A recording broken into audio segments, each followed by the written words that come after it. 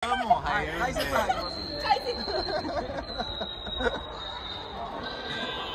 森さんが後ろ髪を引き上げながら見ました。今からサーブ打ちますね。打った。決まったよ。女子を使うからのさんが上げてのこれはちょっと惜しいですね。ノックアウト取られましたね。この道45年のサーブサーブが見ました。トスを上げてモリソン。決まった。ナイスキーです。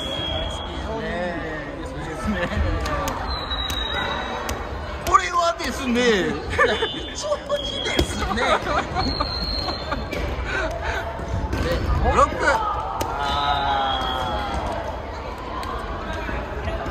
巧みなプレーですね。さあ、次のカットを拾えるか。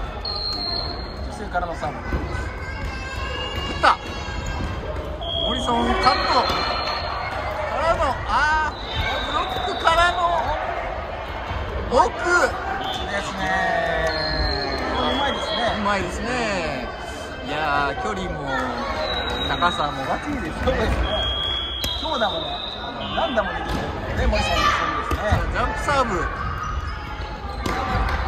裏を使って、広い。いいですね。可愛いから何でもありですね。ですね。1点ですね、今の。これはサーブミス。サーブは出た。いいとこですね。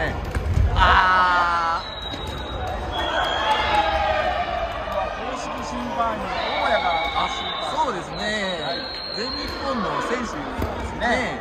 大家活躍された選手ですね。今のインナーコースどうですか？いや、もう完璧ですね。